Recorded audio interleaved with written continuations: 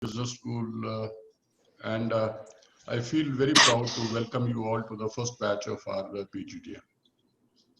Thank you so much, sir. As many of you may be aware Thank that you, sir.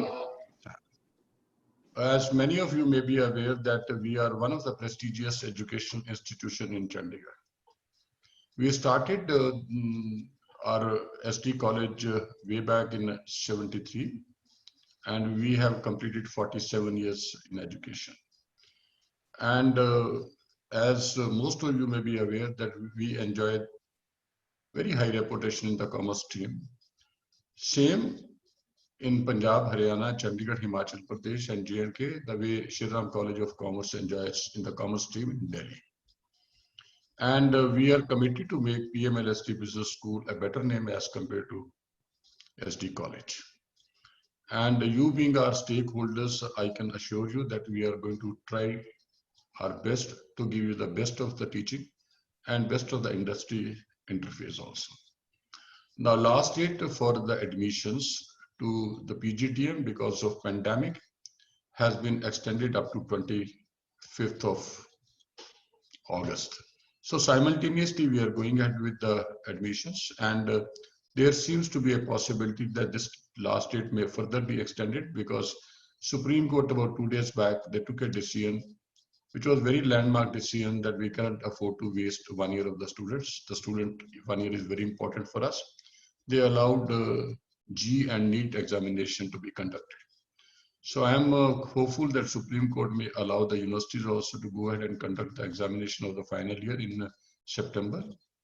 And this gives me a feel that the AICT may extend the last date for the admission further also. Now we would have made it a very grand ceremony to welcome you in our campus in case the situation was normal. We would have invited some of the dignitaries and we would have thrown a good party to all of you also to welcome you. But unfortunately, because of pandemic, we have not been able to do that. But we are likely to send some small compliment to you all today or tomorrow. And as you people may be aware that in spite of the fact that we agreed to give you the discount which we was going to spend some money on the purchase of the laptops and on the purchase of the printers also, we agreed to give you the discount in the fee. But still, the management has decided that we'll provide you a laptop also so that you don't have to spend money on the laptop. So that laptops are being purchased and probably tomorrow or day after tomorrow, they'll be sent to you across. And some of you have already given us an indication that you will come and collect it personally.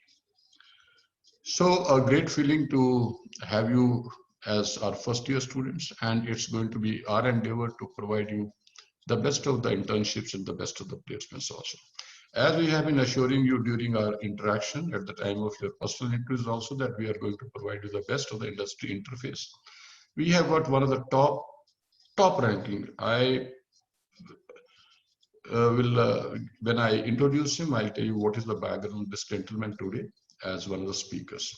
And this is going to be repeated every week. I come with the industry experience of 34 years, and I have been the director of National Institute of Bank Management earlier. National Institute of Bank Management is in Pune, and it's promoted by Reserve Bank of India and all the public sector banks, including State Bank of India and Punjab National Bank and all others. We were set up in 1969. 1969 is important in the history of the banking because that was the year when the government decided to nationalize 14 banks. That was the first endeavor of the government to get into the banking, and they decided to make 14 private sector leading banks at the public sector banks. Same year, Reserve Bank of India also decided that there's a need to upgrade the skill and professional knowledge of the bankers, and they decided to set up the National Institute of Bank Management. On an average, we were getting close to about 5,000 to 6,000 participants every year in our campus in Pune. Lush green campus. I will, when we start the classes, I'll see as to whether we can take you to the campus of NIBF campus. You'll be surprised to see such a beautiful campus. And we also started a similar PGDM in the area of banking and financial services in 2003. And it's same AICTE approved, and the average package which our students are getting was close to about 10 lakhs rupees, slightly higher than 10 lakhs rupees. And some of the students were getting a package for more than 25 lakhs also. And wherever I have gone, during the 3 years period when I headed National Institute of Bank Management, wherever I have gone, I got the compliments from all the MDs and CEOs that look at the best employees of our institution. They are those who have studied at NIPM. I also will feel very proud in case you also groom yourself to that extent that wherever I go as the director of PMLSD Business School, I get the same compliment from your employers. Now, I have, before joining National Institute of Bank Management, I was the Chief Executive Officer of National Culture Fund, which is an arm of the Ministry of Culture, Government of India, which works for the upgradation of the cultural heritage of the country. Before that, I have been the chairman and managing director of 2 large PSUs. One is Housing and Urban Development Corporation, which is a financial institution, which is called Central Financial Institution or Development Financial Institution. During the days to come, we'll tell you the difference between development financial institutions and the normal financial institutions and the banks also. And I was also the chairman and managing director of Indian Telephone Industries. Indian Telephone Industry is a very large PSU, which had at one point of time more than 35,000 employees. They had 6 units, and that was the first public sector enterprise to be set up in the country way back in 1952. 1947, we got independence, and 1948, we decided on the industrial policy. And the government decided that we are going to develop our country through the public sector arms. So this was the first public sector undertaking.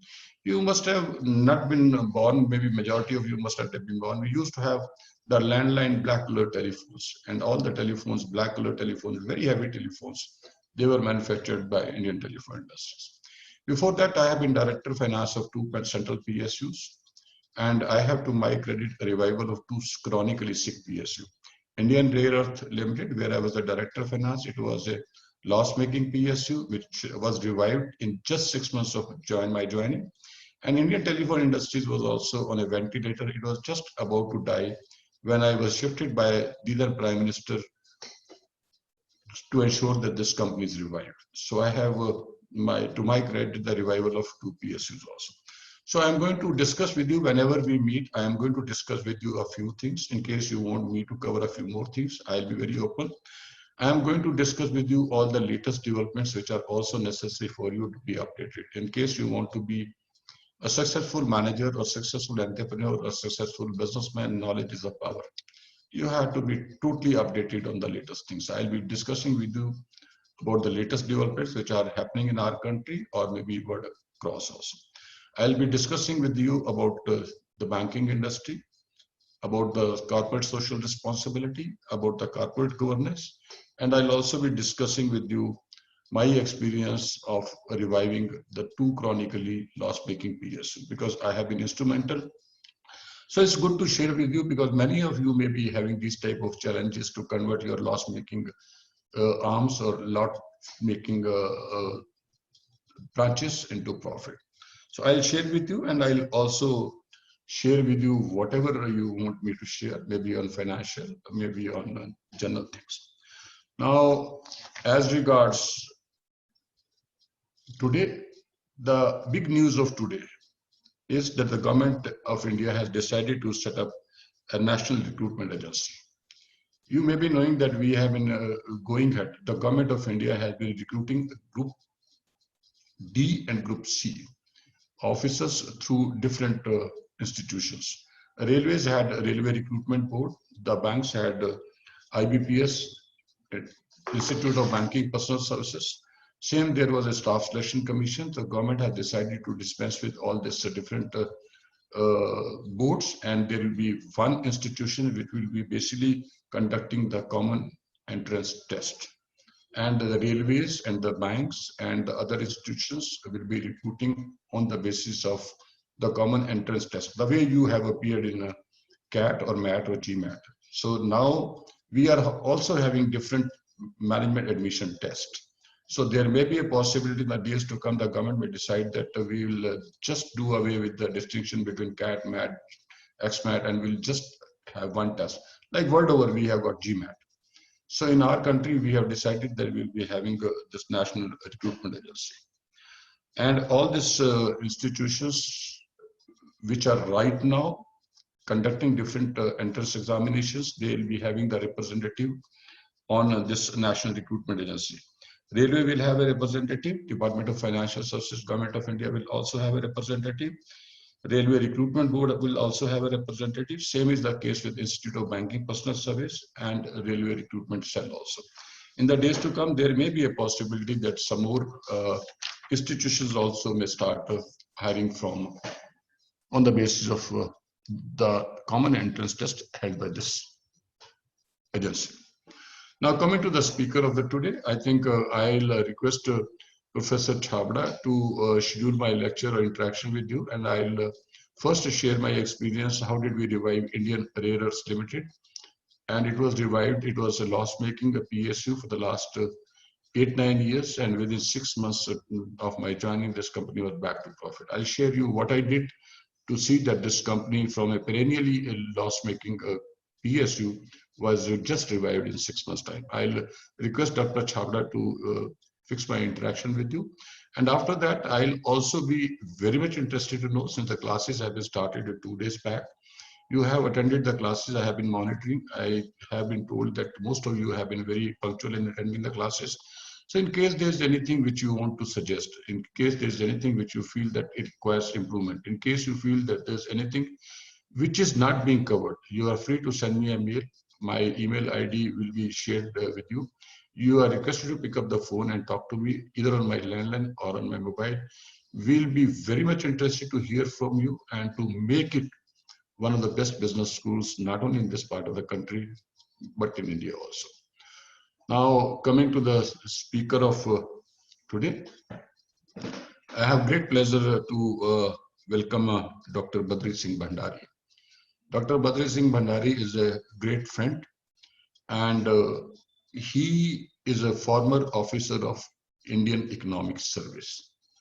Many of you who know something about civil services is Indian Administrative Service, Indian Foreign Services, and there are many other services also, like Indian Economic Service, Indian Accounts and Audit Service, Indian Telecom Service. So he belongs to a very distinguished All India Service, Indian Economic Service. He has worked in different positions, in different capacities. He has worked with the Ministry of Agriculture. He has worked with the Department of Economic Affairs, Ministry of Finance. He has worked with the Ministry of Health and Family Affairs, Government of India. He has been a deputy advisor in the Planning Commission. You know, Planning Commission has now been renamed as Niti Aayog.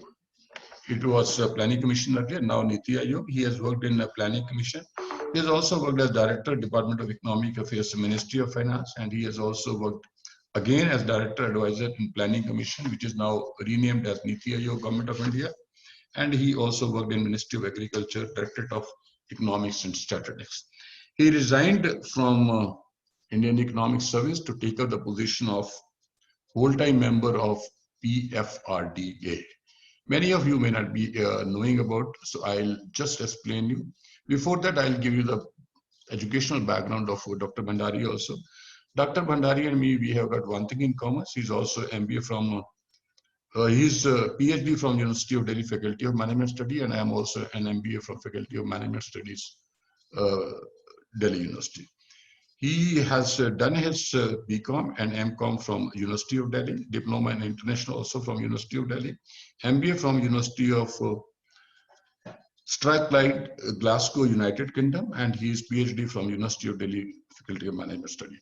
Now coming to the institution which he was working as full-time member last, there are regulators in the financial sector in our country. Many of you must have heard, I mean, all of you know about Reserve Bank of India.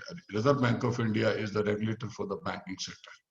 Similarly, all of you are aware about Securities and Exchange Board of India. Securities and Exchange Board of India is the regulator for the security markets as well as commodity markets. Earlier, we used to have a different regulator for the commodity markets. It was Forward Market Commission. Forward Market Commission was subsequently merged with SEBI, and Securities and Exchange Board of India is the regulator in our country for not only securities market, but also for the commodity markets also. There are 3 more regulators in our country which are also very active in the financial markets. One is IRDA. They call it IRDA or IRDAI, Insurance Development and Regulatory Authority of India. This is a regulator for the insurance sector. And there's another regulator which Bhandari Sahab was working with, PFRDA, Provident Fund Regulatory and Development Authority. See, Government of India was having too much of a burden on the pension of the central government employees, and they wanted it to be replaced. They wanted it to make it a different, they call it National Pension Scheme. They started the National Pension Scheme, and PFRDA was created as a regulator for the pension markets. There's a new regulator which has come now. You may be aware that in 2016, a new law was enacted in our country, Insolvency and Bankruptcy Code 2016. There were a lot of cases, NPAs, and the banking industry was having too much of difficulty in resolving their bad debts, recovering their sticky loans. They tried many legislation. No legislation was proved to be successful. They basically came out with a new piece of legislation called Insolvency and Bankruptcy Code. You must have read many companies are now being covered under Insolvency and Bankruptcy Code 2016. There was different courts were set up, and the regulator for the cases in this case is the Insolvency and Bankruptcy Board of India, IBBI. So these are the 5 regulators. 6th regulator is new, which probably National Financial Reporting Authority, which I'll tell you when I interact with you in the days to come. But right now, these are the 5 very active regulators in the financial markets: Reserve Bank of India, Securities and Exchange Board of India, then you have got IRDAI, Insurance and Regulatory Development Authority of India, and then you have got PFRDA and you have got IBPI. He was a whole-time member of PFRDA, which in common parlance is equivalent to the Deputy Governor of Reserve Bank of India. You will have to have, because in Reserve Bank of India, there are different designations. As a top boss of Reserve Bank of India is governor, and it has got 4 deputy governors. Similarly, in the other regulatory authorities, there are the chairman and there are the whole-time members. So chairman is almost equivalent to governor, Reserve Bank of India, and the whole-time members, they almost enjoy the same status with the Deputy Governor of Reserve Bank of India. So you should be proud. You are going to now listen to a person who has been almost equivalent to the Deputy Governor of Reserve Bank of India. He has been the whole-time member of PFRDA for full term of 5 years. Highly educated, long list of his publications. So I have a great pleasure, Bhandari Sahab, to welcome you to this institute, and I am extremely grateful to you that even at such a short notice, when I was talking to you yesterday at 6 o'clock, you immediately agreed to interact with our students. After we get some respite from the pandemic, we'll request you to come and interact with our student in the physical form also. So I now hand over to you, sir, please. Thank you very much, Dr. Dhingra. And I feel a pleasure to see the young faces after quite a few months. Now, the topic for today is pension regulation in India and national pension system. And in what way the national pension system is relevant for a student of MBA. Let me devote a few minutes on this topic. Now, what happens is you may join any organization, public sector, private sector, or you may start your own vocation, your own business. So you will have to provide for old age income security for yourself and for your employees.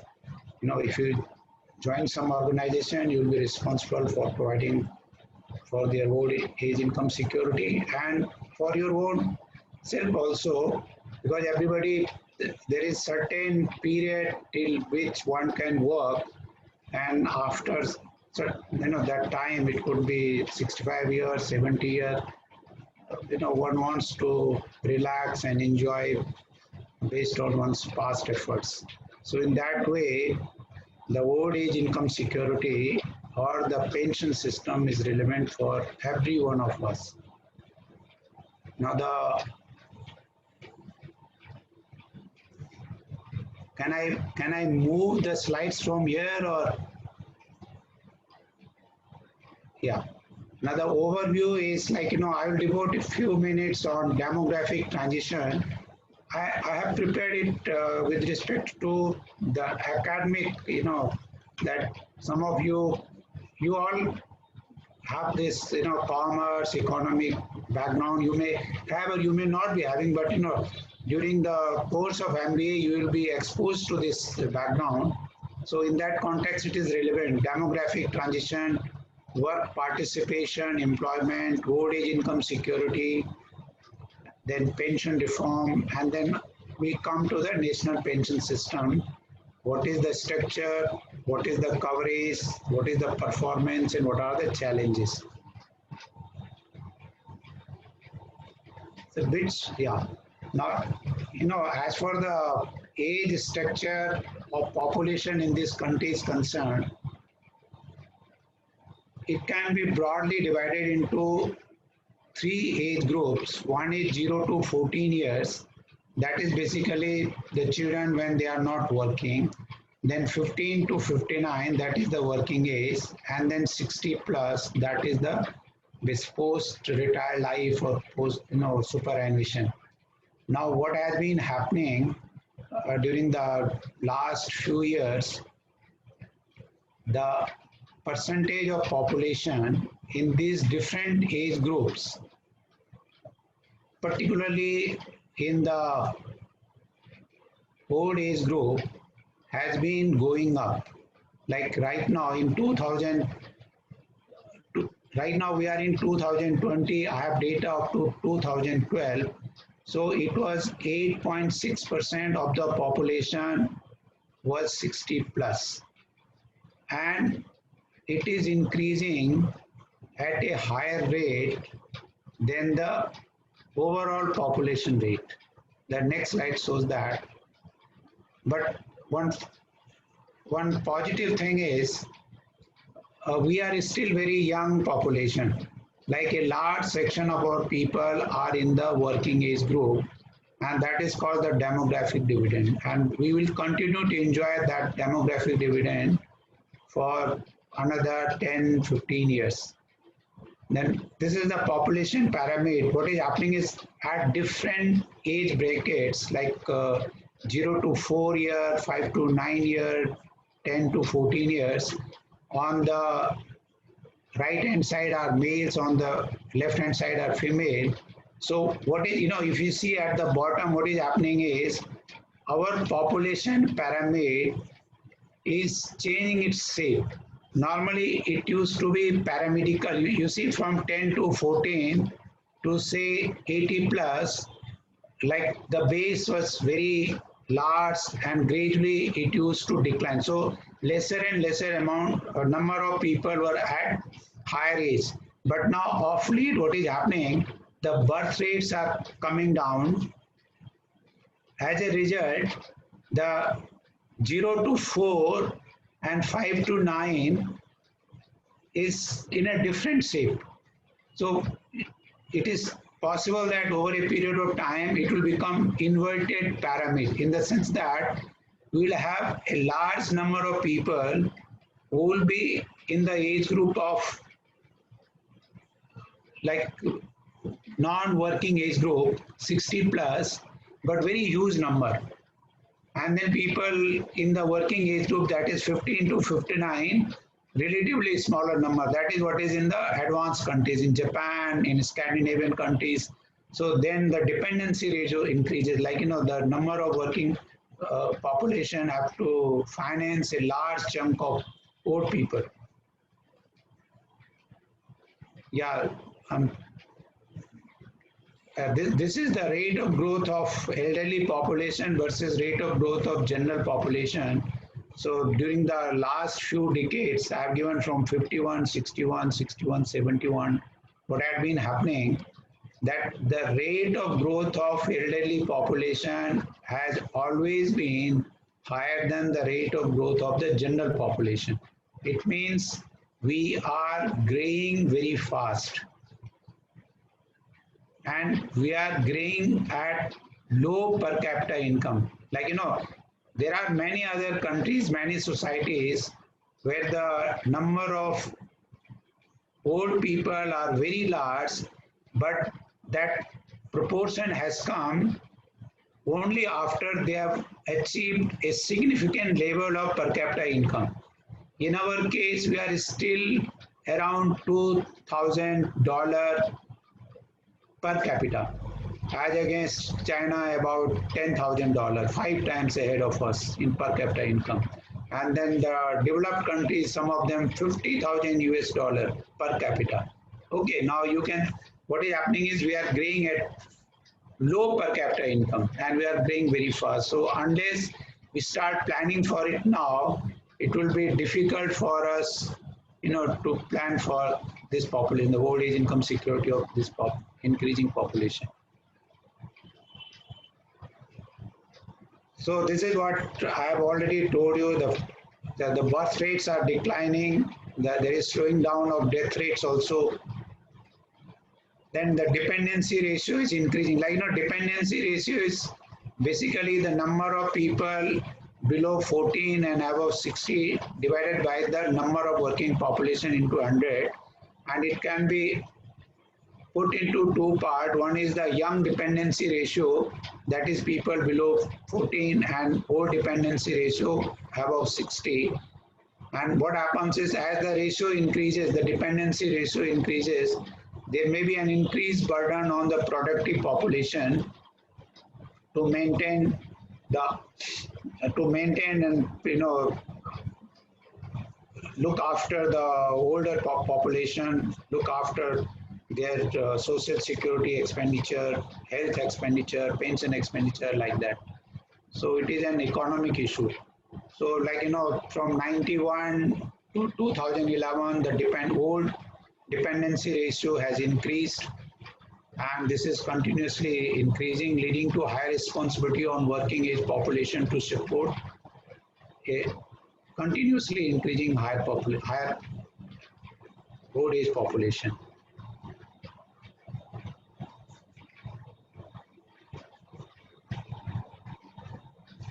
This is one. The second aspect is like how our people are engaged in different vocation, in different occupation.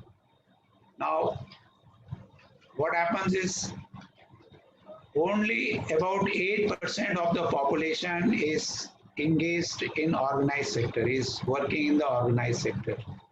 So the remaining about 90% plus is engaged in unorganized sector, and the unorganized sector is the one where there are no social security arrangements, where there are no enforceable labor contracts, the employment contracts are not a written down contract, they cannot be enforced in a court of law. So as a result, they do not have any social security.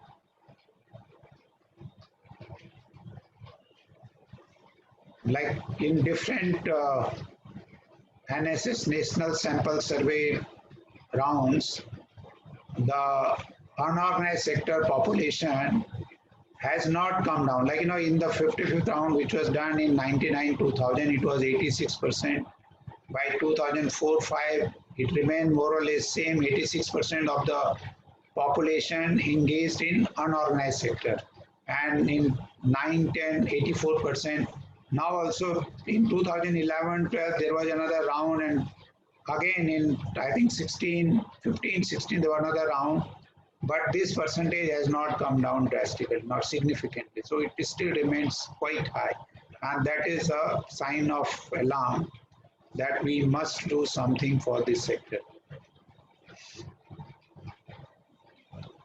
Now, normally what happens in the developed countries, they have social security pensions. Like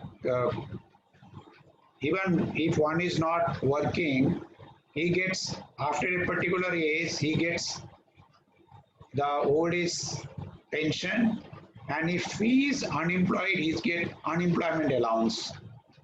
And then there are like in UK, there is a national health system, but we do not have that type of social security system which is enjoyed in developed countries, OECD countries.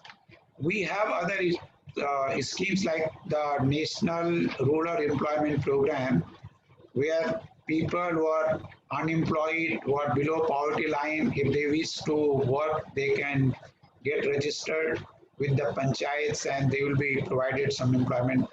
As for the law is concerned, it says that they would be given at least 100 days of wage employment in a year, those who are willing to do. But there are many people who are engaged, who are impaneled with the panchayats for NREP employment, but they do not get it. Then we have the right to education, like up to 8th standard, the education is free in the government institution, but the government institutions are not large enough or not good enough in terms of quality of education. So there are issues on that front also. Then healthcare program, like these services are provided free of cost in the government setup, but the government setup is abysmally inadequate. Yeah, then like, what are the different old age schemes? Like we have in the central government, those who are working in the government, they have the defined benefit pension system for people who join the service before 1st January 2004. And those who join after that, they come under the NPS, which we'll discuss slightly later. Then in the public sector, many public sector undertaking and many private undertaking, they have the employees provident fund organization where 12% of the salary of the employee is contributed by the employee and equal amount is contributed by the employer. It goes to the EPFO, and then that fellow is given some assurance about old age income security in the form of some pension, some provident fund, and some ESI, Employees State Insurance Scheme. Just a second. There are few more bullets there. Then, like there are certain industries like the coal miners, Assam tea planters, Jammu and Kashmir Provident Fund. Now it would have become part of the overall Provident Fund because the J&K no more enjoys the special status, and the Siemens Provident Fund. So there are some schemes, isolated scheme for these employees, but the number of people who are registered under them is also not large. And then in the unorganized sector, the voluntary schemes are again the public provident fund. Like the banks and post offices have the public provident fund. One can go there, open an account, deposit periodically, and then after 15 years, he gets that money, whatever one deposits, he gets some income tax concession for that. Then National Social Security Assistance Program, this is like, again, old age income security for people who are below poverty line and above 60 years of age. Then Indira Gandhi National Widow Pension Scheme, those who are widows, but not the young ones. Then the young ones are encouraged to get married, but after a particular age, when they are not of remarriageable age, then they are given this pension, widow pension. And then there are dependents pension, in the sense that if there are children who do not have working parents, or there are they are orphans, so they are given some pension. Then the mutual funds and insurance companies have also floated some pension product. Again, they are voluntary, anybody can join them.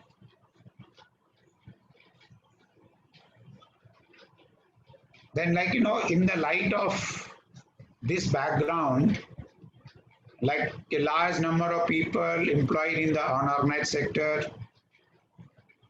They do not have any enforceable employment contracts, no social security.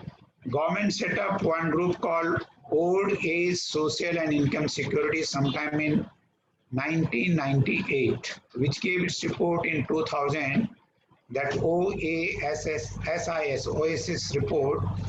And based, in fact, that report was examined by another committee. There was a committee called Bhattacharya Committee, Rangachari Committee.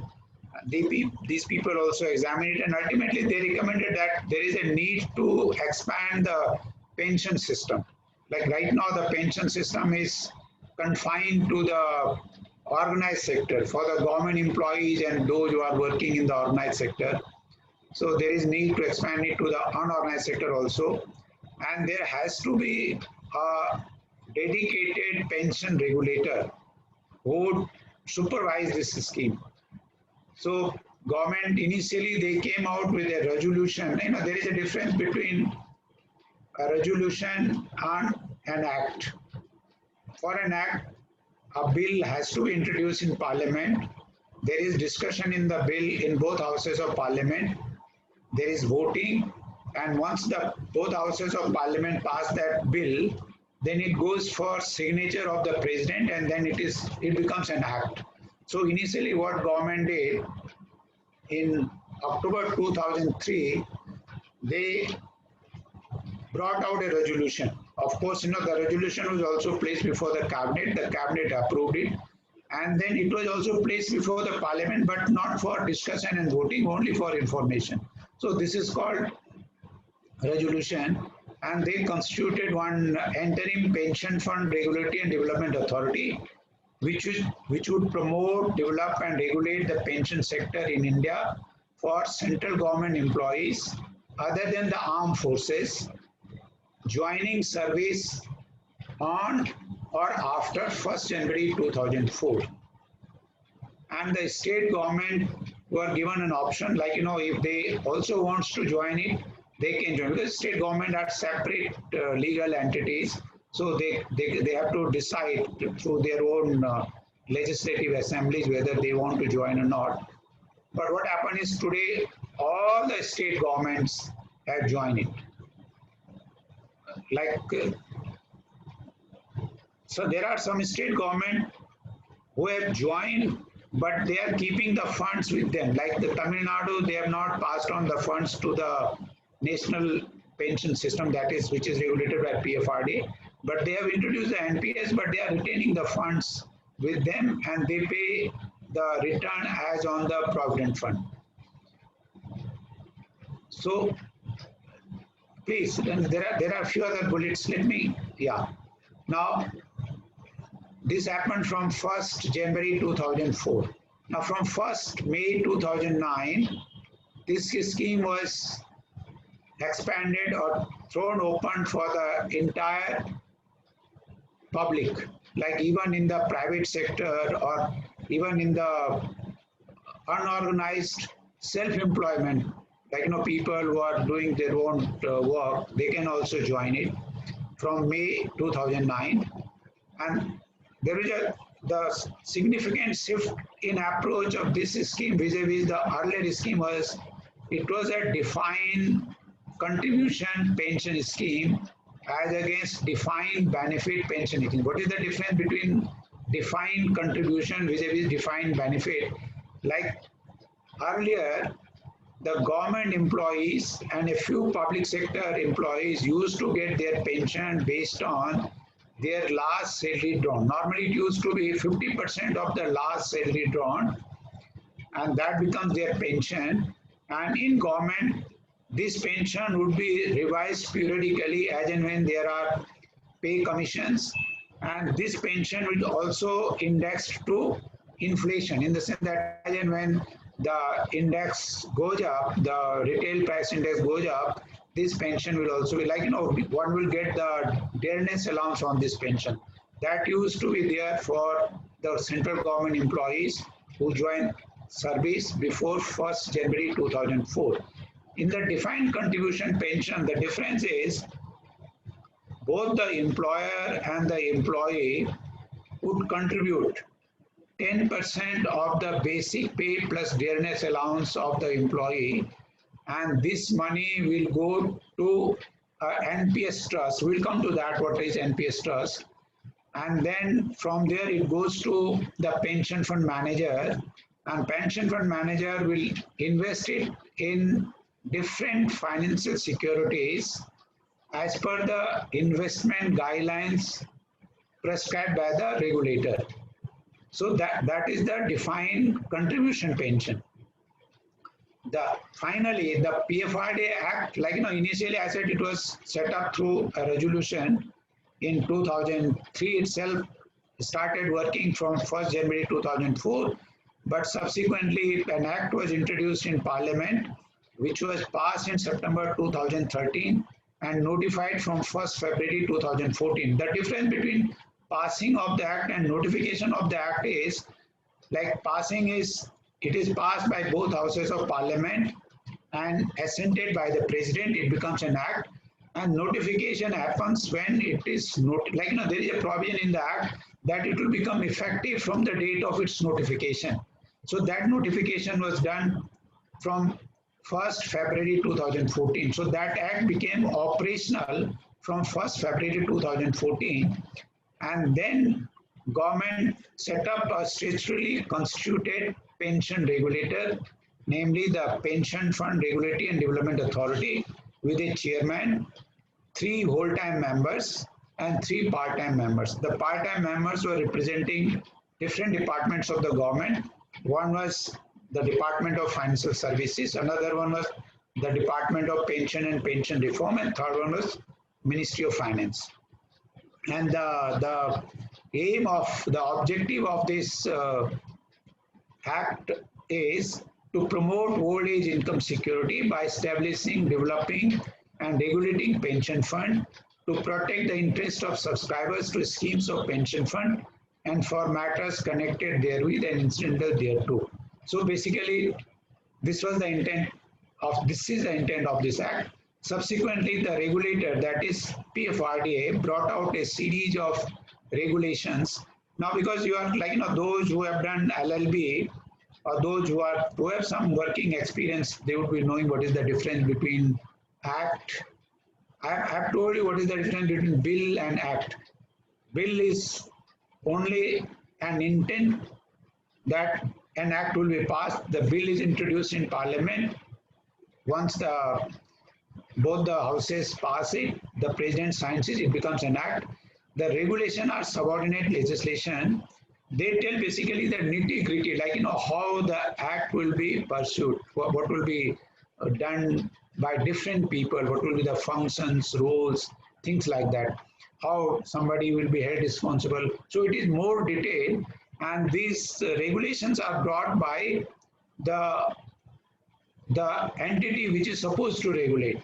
Now, in case of PFRDA, these regulations are drafted or passed by the board, PFRDA board. In case of SEBI, there will be a lot of regulation which would have been brought out by RBI for implementing the RBI Act, by SEBI for implementing the SEBI Act, by IRDAI, Insurance and Regulatory Development Authority for the insurance sector, and PFRDA.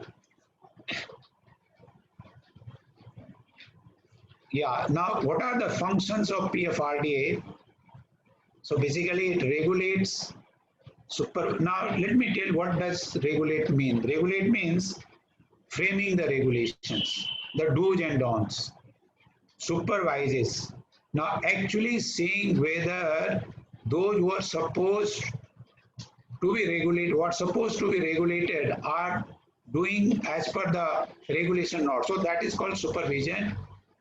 Attend to promotion and development. Now promotion development is basically the market development, how to develop that market itself, bringing more pension fund, more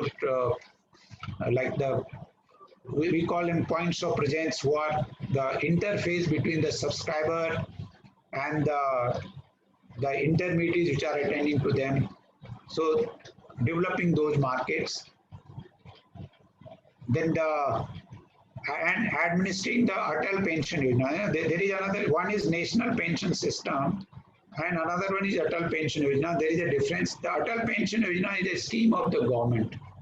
So it is framed by the government, but it is administered by PFRD in the sense that the subscribers are brought to the system through an architecture which is devised by the PFRDA, and then whether people are behaving or acting the way they are supposed to do, that is also done by the PFRDA. Then protect the interest of pension fund subscriber, like whether the subscribers are getting their due share, whether their funds are in safe hands, whether they are getting proper returns, that sort of thing. Register and regulate intermediaries. There are a lot of players in the game, so they have to be registered.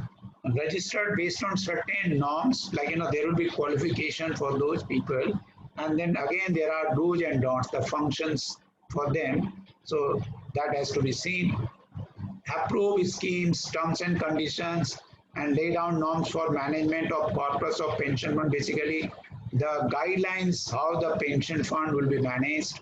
Establish grievance redressal mechanism for subscriber, like if subscriber have some grievances, so how to handle them, who will do what, within what period, and if one doesn't do that, what will be the penalties and how they will be enforced.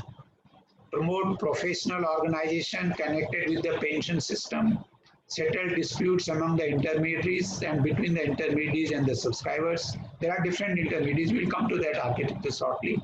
Then train intermediaries and educate the subscribers and the general public with respect to pension, retirement savings, and related issues. Basically telling that how important is retirement savings, how to save, and telling people that how the funds are managed, and call for information, conduct inquiries, investigation, audit. Like, these are the general functions of a regulator. So all these things are done. Basically, a regulator, normally, again, those who have the legal background, they would know there is a separation of the legislature, the executive, and the judiciary.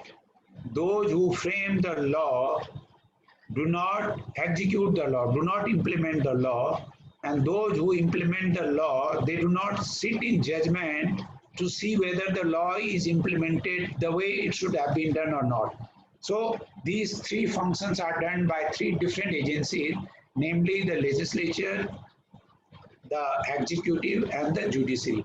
The legislature are the parliament. The executive is the bureaucracy headed by the ministers. So basically the ministers, they perform a dual role. As MPs or MLAs, they are part of the legislature, and as minister or minister of state, they are part of the executive. And then enforcement of the law, whether the law is being done or implemented the way it should have been done, is done by the judiciary. So the judiciary, the whole Supreme Court, High Court, then the Session Court, Metropolitan Courts. So all these judiciary, so these functions are separated. In case of a regulator, these functions are done by the regulator, but there is a, when working in the regulatory institution, there will be some separation of these functions. The fellow who is doing execution will not be involved in policy formulation. But for policy formulation, he will get input from the people who are in execution. And those who are investigating and adjudicating, they would not be involved in implementation. Okay, so like the regulator, whether it is RBI or SEBI or IRDA or PFRDA or IBBI, they perform all these functions. Just one organization performing all these functions, but they maintain these separate walls between the, while doing these functions. At board level, they are responsible for doing everything, but under the board, there are that separation is there. But within the board also, like a member who is in charge of promotion and development would not be doing legislation. He will not be framing the regulation. And a member who is framing regulation would not be executing it. Like, you would not be sitting on judgment, that sort of thing.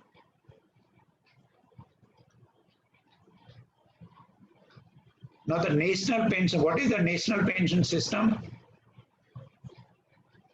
It is unbundled architecture. Like, for any activity, there are quite a few sub-activities which have to be done.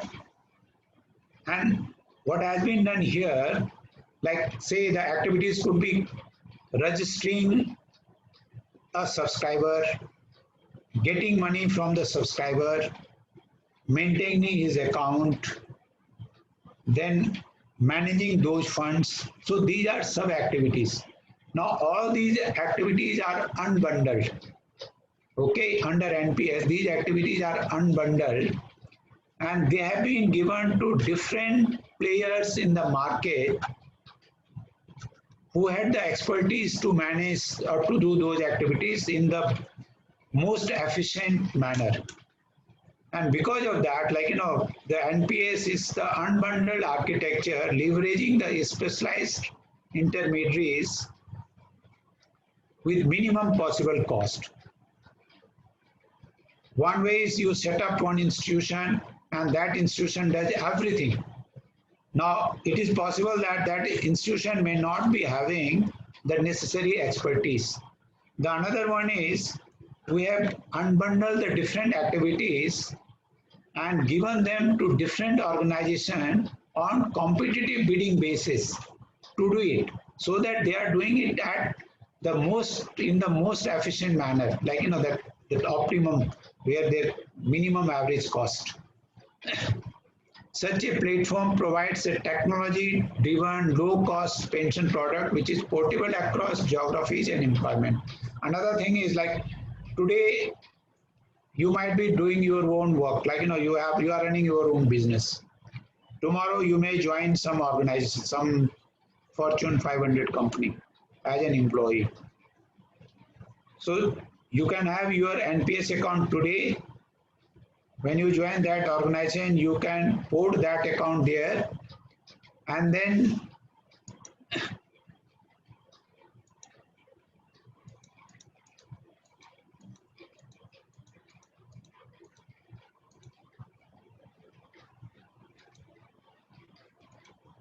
you can put that account there. Second. I think just 1 second, sir. Yeah, sometime.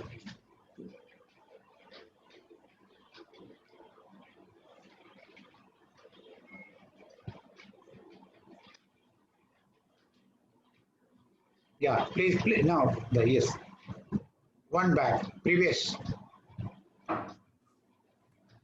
Yeah, now please let us leave it. So subsequent slides, we can very fast rush through the subsequent slides, but let us understand the thing here. So, and one can put that NPS account, we call it permanent retirement account.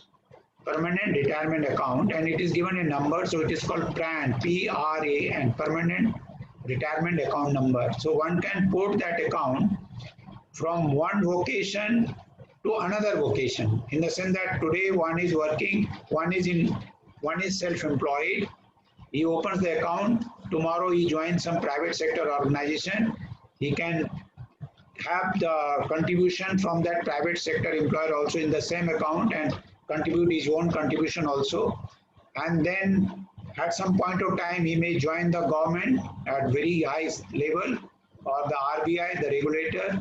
So the same account can be ported from vocation to vocation and from location to location. If someone is working in Mumbai, tomorrow he comes to Delhi or goes to somewhere else, so the same account remains. One has the choice of the points of presence. The points of presence are basically the banks and quite a few non-banking financial companies which register the subscriber in the system. And in case of government employees, the pay and accounts offices who register the subscriber. So they are called points of presence. That central record keeping agency is basically the NSDL, National Securities Depository Limited. Like today, there are two record keeping agency, NSDL and Karbi FinTech. Then we have pension fund managers, about 7, 8 of them. We will come to that, which are the ones who manage the fund, in the sense that they are the one who pick up the securities in the market, like which sector and which security to pick up, and manage those funds, buy and sell securities. Then annuity service provider, like once someone reaches the superannuation, once want to exit the NPS, so the portfolio is liquidated. Part of the money is given to the subscriber in lump sum, in cash, and part of the money goes to the insurance company for giving a periodic annuity. And all these the fund manager, the record keeping agency, the POP, the annuity service provider, the mode of investment, like how much money to put in which sector, in government securities, in equity shares, in corporate debentures, can be decided by the subscriber. Or there are some auto schemes also, like one can tell that, okay, I opt for this scheme, and then there is a set pattern, one can go under that. Now this slide is a bit technical, actually the World Bank, they came out with a publication in 1994 with the title Averting Old Age Poverty, like how to avoid old age poverty. And then they studied the pension system of quite a few countries, and then based on that they said that what is happening is the pension system can broadly be categorized into 3 categories. Here you are seeing 4, and in fact there could be 5 also, but just ignore that slide. I will give you the background. It's a bit technical because unless you know the nitty-gritty, you won't be in a position to know it, but I will tell you what exactly it is. So they said that there could be social pension. Again, the social pension are tax funded, provided by the government without any contribution by the employer. There could be contribution, but there is no direct relationship between the contribution and the pension. So these are social pension. Then occupational pension. Occupational pensions are basically for people who are working. Wherever there is employee-employer relationship, the employer is providing part of the payment to the employee in the form of pension. So deferred wages. And then there are private pension. Private pension is like I said, the mutual fund industry and the insurance companies have come up with the pension product, and it is left to the subscriber to join them. So these are private pension, like there is no mandate as such for anybody to join them, but people can opt for them. And so that is basically that framework. And then they said that the occupational pension can be categorized into 2, like it could be contributory, non-contributory. Contributory means the employee himself is contributing part of it, the employer is also contributing. And private pension, again, they said that it could be in the form of a financial product, or it could be some sort of, like we have that, I think we have this some Annapurna scheme where the poorer people are given food grains at very minimal cost. I think 2 rupee per kg of wheat, and I think 3 rupee per kg of rice. So, and similarly the National Employment Guarantee Scheme also. So there also what is happening is ultimately one needs money to pay for a living. Like, ultimately roti kapda makan chahiye, तो रोटी कपड़ा मकान के लिए पैसा दो, या you make arrangement for that roti kapda makan. So they have categorized that thing also, like, it could be a money form or it could be in kind also. And then they came out with the 5. So the social pension, the occupational pension divided into 2 part, and then the private pension again divided into 2 part in the form of cash, in the form of the monetary thing or in the form of kind thing. Now, the national pension system, who can join? Like for the government employees, it is mandatory. Those who join after 1st January 2004, those who joined before 2004, they are covered under the old pension scheme, whether they are in the central government or in the state government. But the state government, they notified the NPS from different date. So it is not uniform across the state. Every state has not joined the NPS from 1st January 2004. There are some states like Himachal and Tamil Nadu, they notified the NPS before the central government notified. Then some state notified later in 2005, 2006, 2008, 9, some as late as 2018, I think Tripura, very late. So this is the thing. For joining, one has to be a citizen of India. One could be a resident, one could be a non-resident, but has to be a citizen of India. The joining age is 18 years. One can continue in the system up to 65 years. However, for the government employees, it is the superannuation age. Like there are certain departments or certain organizations of the government where the retirement age is 58, but in most of the cases it is 60. In some cases, particularly in the teaching institution and in the hospitals, it has been raised to 65. So that becomes the superannuation age and the exit age. And one has to be KYC compliant, in the sense that one has to, at the time of joining, one has to give identity and address proof, identity and address proof for joining the system. Then the different players in the system are the PFRDA is the regulator, and PS Trust. Like all the money that is collected from the subscriber comes to an account which is owned by the NPS Trust. So the legal owner of these funds is the trust. If something goes wrong, the subscriber will file a case against the NPS Trust.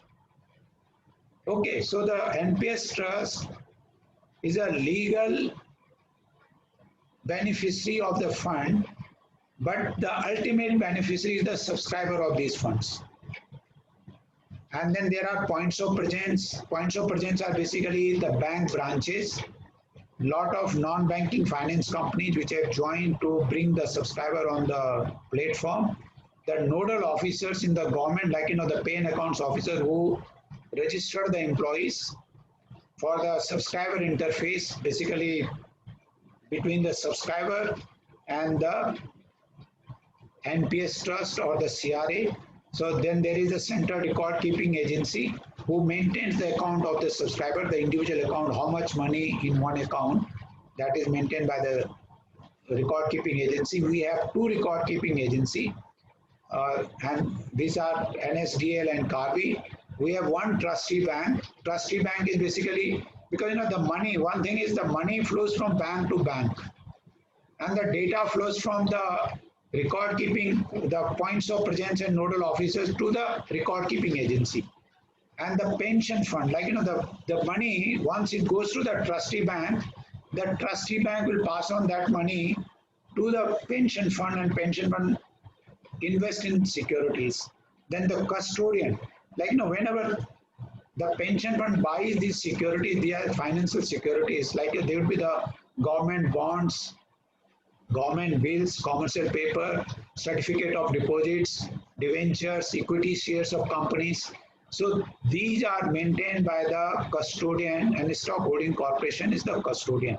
And then annuity service provider, like when one completes the tenure, that part of the money, at least 40% of the accumulated balance, if someone is having say 1 crore rupee at the time of the retirement, so 40 lakh of that corpus will go to the annuity service provider for periodic pension, and the remaining 60% or 60 lakh in this case would be given in lump sum to the subscriber at the time of retirement or exit. Now the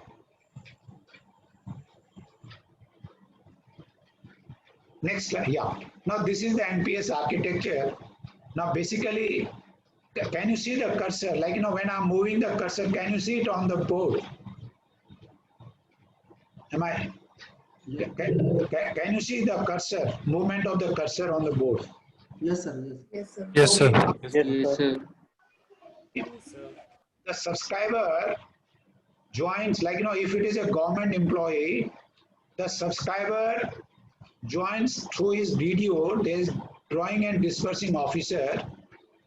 He will fill up his form and then pass it on to the PAO, pay and accounts officer, and the pay and accounts officer will pass on that form to the national NSDL, that CRA. Okay, these thin arrows are showing the movement of the data, and the thick arrow shows the movement of money. Now, if this is called the unbundled architecture, and if this is clear to the student, the whole system will be very clear to the student. Okay, let us devote some time on it. So the subscriber goes to the DDO, who is his, the fellow who gives him money, the salary. Okay, the DDO gives to the PO, the supervising officer of the DDO. So basically the PO will say that, okay, everything is done. And then he will pass on that form to the CRA, and the money will go to the trustee bank. Okay. Now the trustee bank and the CRA, they do something called matching and booking. Like, they will say that, okay, we have got all those records and we have got this much money, and does it tally? Because, it is all over the country. The DDOs are running in thousands. Okay, the POs will also be in hundreds. All this information available on PFRD's website. And then once the booking and matching is done, then the trustee bank gives access to these money to the pension funds. Here we have shown only 3, but there are more than 3. Okay, it is only for, in order to make the concept clear, we have shown only 3, but it is more than 3 pension funds. So the trustee bank will make this money available to the pension fund, and then the pension fund invests in the securities, and this CRA tells the pension fund how to invest, in the sense that they will say, because the individual subscriber might have given separate instruction. Number 1, there is a subscriber, Kirti Jatyan, and she has said that, okay, 50% of my money should be, like, my money should be invested by one pension fund called the State Bank of India Pension Fund. And of that total, 50% should go in equity, and remaining 25, of the remaining 50, like 25% in corporate securities and 25% in government securities. So 50, 25, 25. She decides the pension fund, which pension fund will manage the fund, and how he will distribute in different securities. Then picking up the individual securities, like out of that 50%, now which shares, which companies shares to pick up, which government securities to pick up, which corporate debentures to pick up, is the job of the fund manager. Okay, so the subscriber will only tell the pension fund and the broad asset class, and the individual thing will be done by the individual fund manager. Now, once these fund managers have bought the securities are in dematerialized form, demat form. Okay, no physical certificate. Now, the account of those demat certificate will be maintained by the custodian, and custodian is the Stock Holding Corporation of India. Okay. Now, and this is how the system runs. Now, please come back to the, yes. Now, say once the customer, like, periodically every month the money is coming, the money is invested, like the pension fund will be reviewing, reshuffling the portfolio also depending upon the market situation. Now, once one attains the age of superannuation or 60, then a message goes from the CRA to the pension fund for liquidation of the money, liquidation of the securities, and then passing off of that money to the annuity service provider, part of it, 40%. And the remaining 60% will go to the trustee bank and from the trustee bank to the subscriber. Okay, so this is how the system works.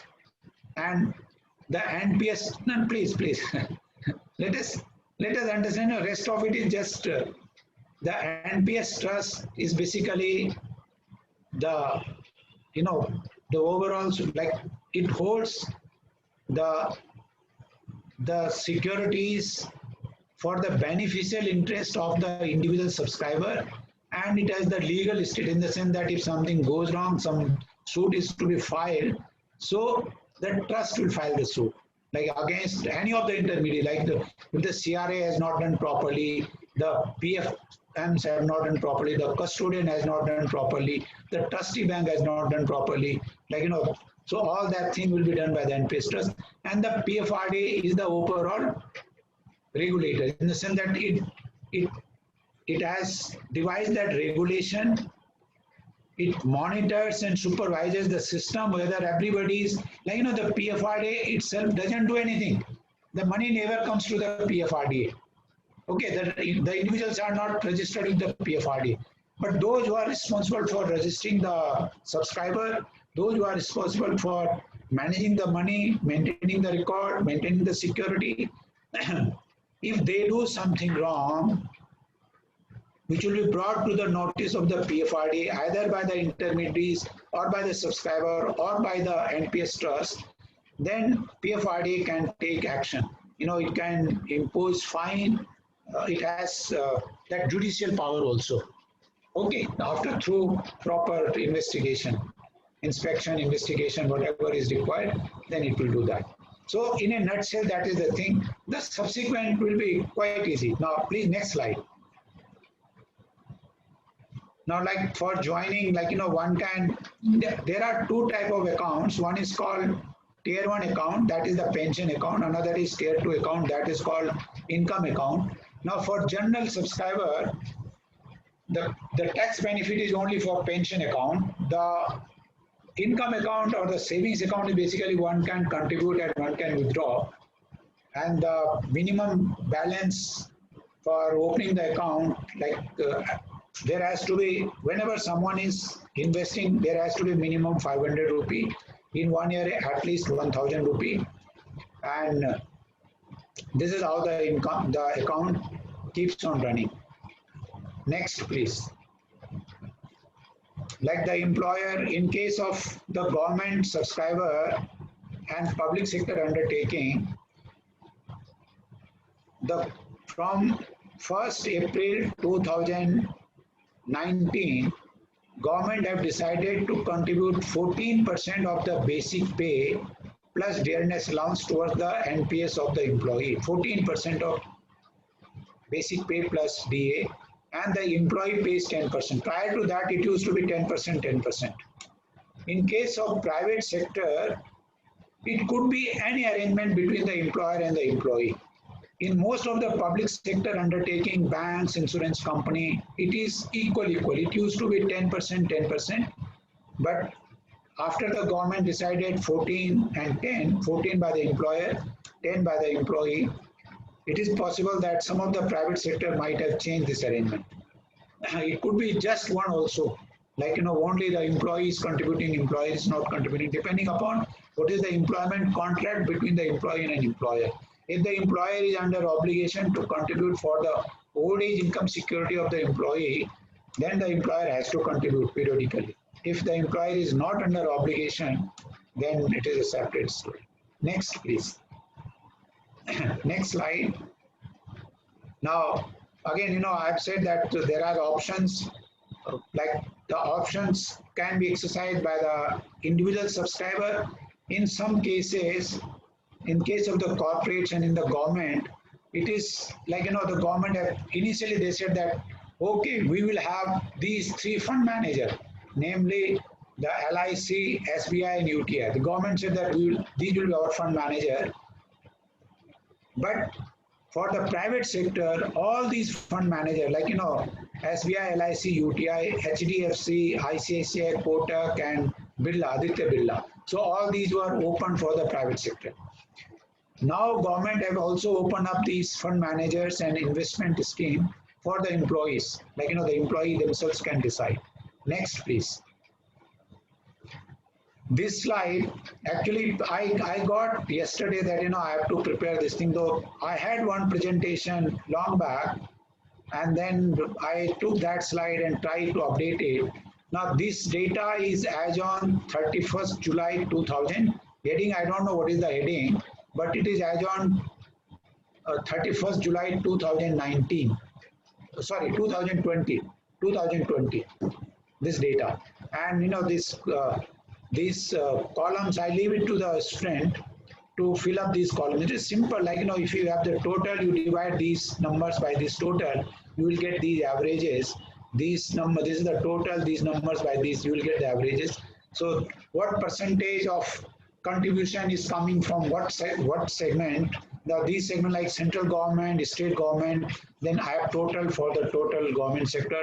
Then the corporates, the corporates could be the insurance company, the public sector undertaking, the banks, these are the corporates. Then unorganized sector, like it is, and there are some private corporates also who have joined it.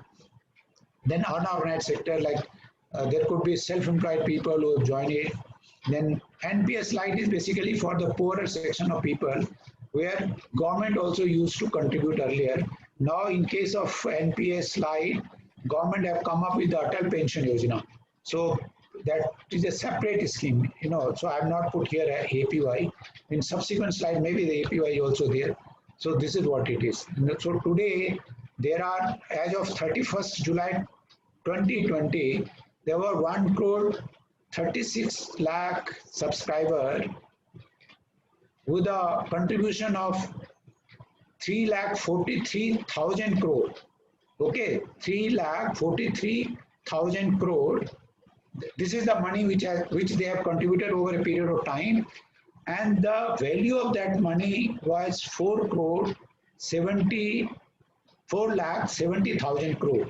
All these figures are in crore. Okay, so basically, this addition has come over a period of time, so it is not time value of money, because money at different point of time will not. Whereas this has time value of money, because all these securities are valued on a particular day, and this is the value of these securities.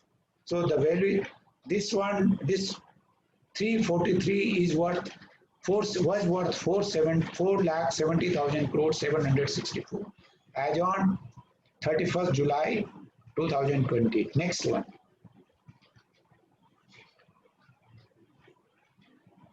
Investment option, like, there are different investment option. One can have, there are different schemes. In fact, this is not the only scheme. There are different schemes. One can have equity up to 50%. One can put entire in corporate bond or entire money in the government securities, or partly in equity, partly in these ones, and 5% of the total portfolio in alternative investment. Yeah, next one, please. Funds, yeah.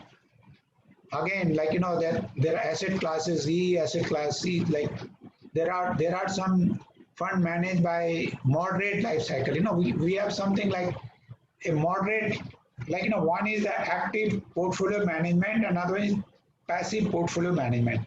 The active portfolio management, the fund manager decides how much money to put in what as broad asset classes. The passive portfolio is basically like depending upon the age of the subscriber.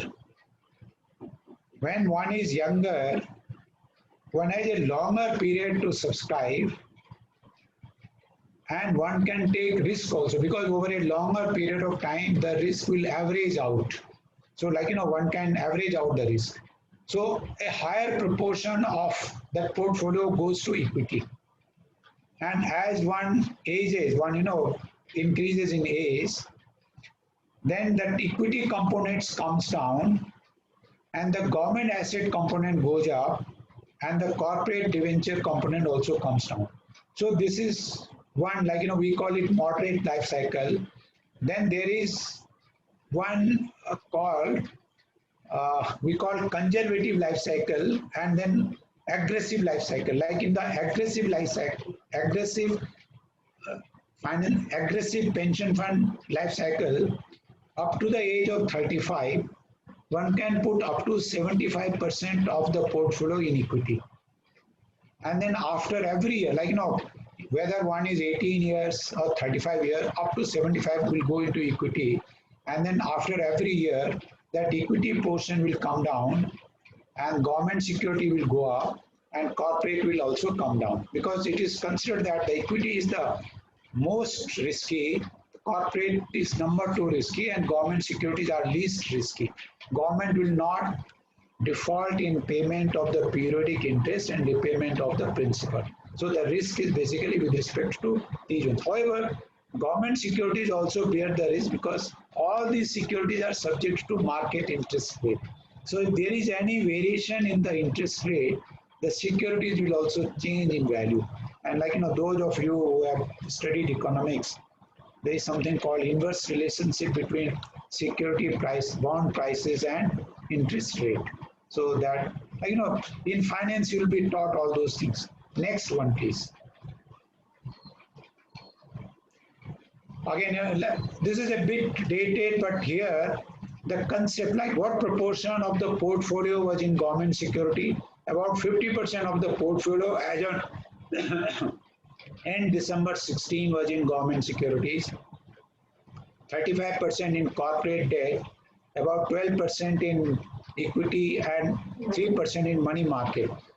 During the last 3.5 years, this composition would have not increased significantly. Like, there could be a variation of about 1% here and there, not much.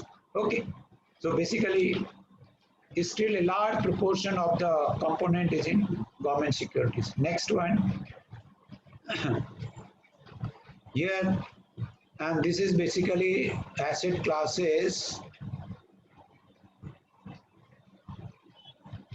No, somewhere I need I'm not in a position to see the colors, the green, blue and red. What is this green, blue and red representing?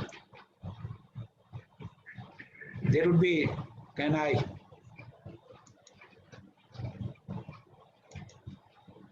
Anyway, see, over a period of time, like, the equity component hovering around 12 to 13%, government security around 49-50%, and corporate debt about 35-37%, and money market about 2 to 3%. Next one.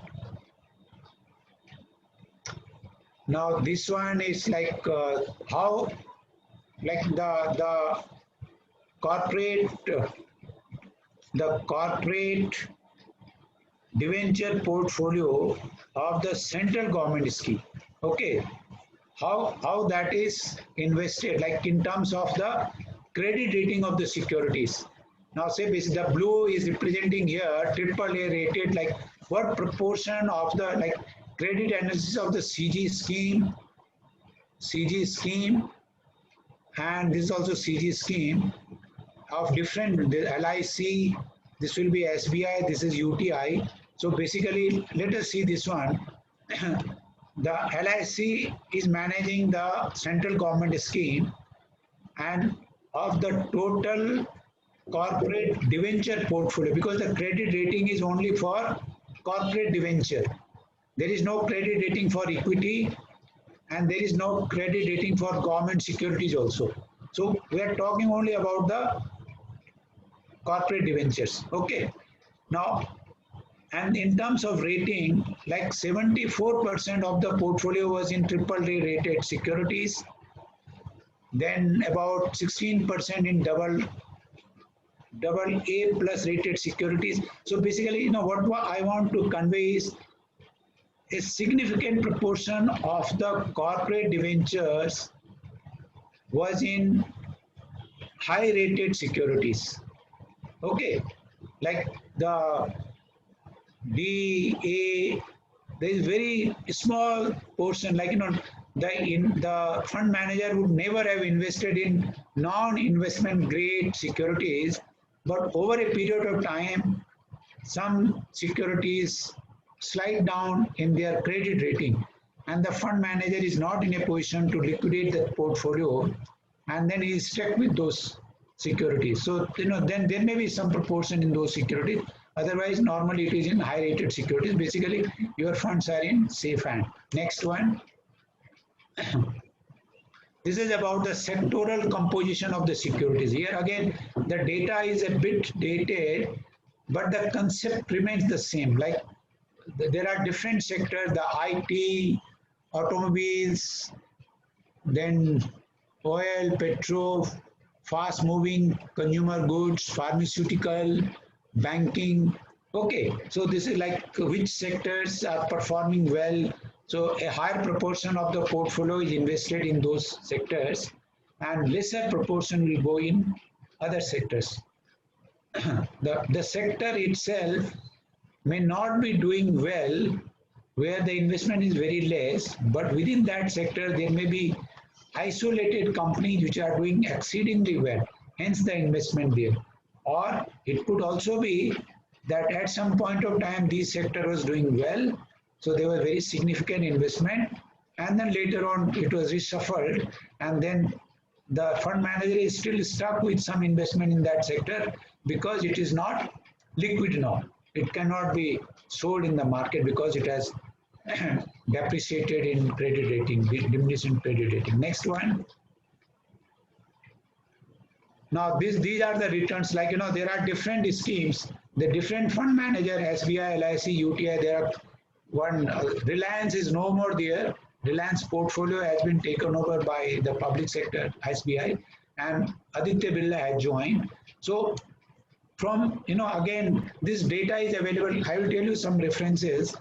If you go to the PFRDA website or NPS Trust website and go through their latest pension bulletin, there is something called monthly pension bulletin which is brought out by the PFRDA and annual report.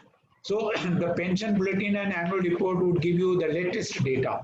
Now here what happens is, like, first I have to take the data is in PDF format. It cannot be copy pasted straight away in the table. So it all jumbles out, and then it has to be put in Excel, and then Excel imported here. So because of that, I could not update these tables from 6 o'clock yesterday evening till 11:15 this morning. But the concept are like that. Like these fund managers managing these schemes like CG, SG, corporate CG, equity scheme, C, that is corporate debentures, G, government securities, tier 2, Swavlamban, APY, what returns, what was their compound annual growth rate. This CAGR is compound annual growth rate. Okay, that is that geometric mean. SBI on this CG portfolio had earned a rate of return of 10.66% as against LIC 10.3% and UTI 10.2% at December end 2016. Since inception, that is April 2004 to December 2000, this is the annual rate of return on this scheme, and CG scheme, SG scheme, like that. Okay, next one. So, conceptually, this is what it is. The figure may vary. Next one, please. The time is over. Hello? Not interested? Actually, I'm used to giving lectures for 3 hours, and I'm doing the speaking, you are only listening. So I should get bored first. My point is, let us finish it hurriedly. Now the tax benefit. Basically what happens is, in case of NPS, the subscriber gets tax benefit for his own contribution for his employer contribution also at the time of contribution, and then when he exits from the system. Now, under Section 80C, there are quite a few other schemes also. One gets this benefit up to 1,50,000. 1,50,000 one can put in LIC or Provident Fund or NPS, or a combination of these instruments. So subject to a maximum of 1,50,000. However, for NPS, there is a special privilege, like in addition to this 1.5 lakh, one can put additional 50,000 exclusively in NPS. That is under Section 80CCD1B. 80CCD1B. Okay. Somewhere here it will be mentioned. You can read it here, somewhere here. That one gets additional 50,000, which is not available for LIC or mutual fund or public provident fund. So one can save up to 2 lakh rupee and get the tax deduction. At the time of exit, like that 40% which go to entity service provider is tax free, and the remaining 60% which is given to him as lump sum is also tax free now. Earlier there used to be some tax, but now the entire money has been made tax free. And the employer contribution up to 10% of the basic plus DA of the employee's salary, irrespective of the limit. Like, if some employee's basic salary is say 1 lakh rupee, so in 12 months, 12 lakh rupee, and he gets dearness allowance 100%, so 24 lakh rupee. So, and 10% of that, so 2,40,000 rupee. So the entire employer contribution is exempt, tax exempt. If there is somebody self-employed, so in his case there is no employer, okay, the self-employed person gets tax exemption for 20% of the contribution, whereas the other people get up to 10% of his own contribution. The entire amount of the employer contribution, whether it is 10% or 14%, but self-employed people get the entire. Next one. This is, I have already mentioned this, partial withdrawal, like, somebody contributes and in between he wants the money. So one can withdraw the money also in between, subject to a maximum of 25% of his own contribution. Like say, somebody joins, Kirti joins the NPS, and 3 years down the line she needs the money for higher education. So she can withdraw up to 25% of her own contribution, not the employer contribution, not the income on their own. Okay, for certain specified purposes. What are the purposes? For higher education and marriage of children, for construction of a dwelling unit, and for treatment of certain specified illnesses. Okay, next one, and this withdrawal is also tax exempt. So I have already mentioned this one. Like the partial withdrawal is allowed only after 3 years, up to 25%, 3 times in the entire service career for these purposes. Next one, please. Like, if someone wants to withdraw the money, he wants to exit, or, and it could be any reason, he wants to go, no, I want to close my account. The exit is different from partial withdrawal. Partial withdrawal is taking some money, not as a loan, withdraw, which is not to be repaid. Exit is he's closing the account, plan account. So that exit, if that exit happens, then there are norms like at the time of exit, if it is at the time of superannuation or 60 years, then that 40-60 norm, 40% to be annuitized, 60% given lump sum. If it is before that, then 80% is to be annuitized and 20% is given in lump sum. The idea is to give him pension, not cash. Next one. Basically, the different exit criteria and what happens. It is in little more detail for people who are executing the scheme. Next one. Annuity, like now, what happens to that 40% which goes to the annuity service provider, which are insurance company. Now these annuity service provider, they come up with different annuity scheme. Now these annuity schemes could be like pension for me as long as I'm alive. Another one could be pension for me as long as I'm alive, and thereafter to my spouse as long as he or she is alive, and thereafter return of purchase price.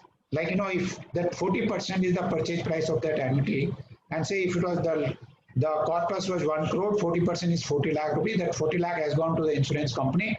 So if someone is asking for return of purchase price, then the periodic pension will be less. That periodic pension will be determined by what is earned on that portfolio. The principal has to be returned, return of purchase price. That is, principal has to be returned to the nominee of the subscriber. Okay, so pension will be less. If there is only 1% to be insured, the pension will be more, because the risk for the insurer, that is insurance company, depends upon the longevity of the subscriber, for how long the subscriber lives. Now people will live for 90 years, 100 years, and then wife, if the spouse is also there. Normally, because number one, the spouse, say husband, wife, and husband is the subscriber, wife is the spouse. So normally there is age difference in Indian society, about 4 or 5 years. The wife is younger by 4 or 5 years. So number one, she will attend that, she will live, even if she lives as long as the husband's, that age will come after 5 years. Invariably, the longevity of the female is higher than the male, about 3 or 4 years. Normally, the female, they live longer than the male. So basically, it means the insurance company is taking higher liability when they are insuring when they are providing pension for both the subscriber and the spouse. Okay. So that way, the periodic pension will be less, because if they have to return the purchase price.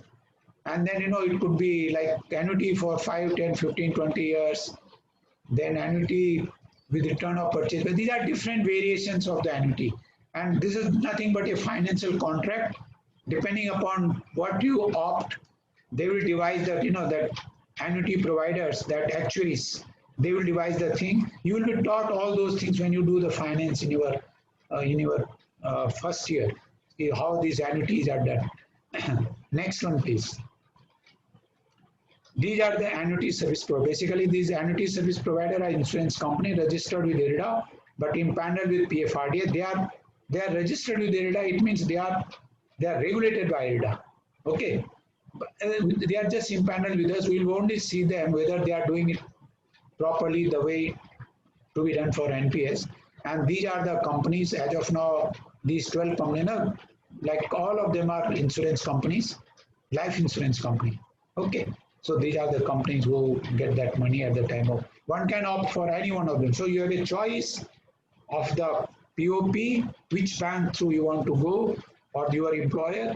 You have a choice of the pension fund. You have the choice about the portfolio, how to invest it. You have a choice about the insurance company, and you can move here and there for India, outside India, Bombay, Delhi, employer A, employer B. So this is the flexibility, and the cost of managing this whole system is not even 0.5% of the portfolio under management.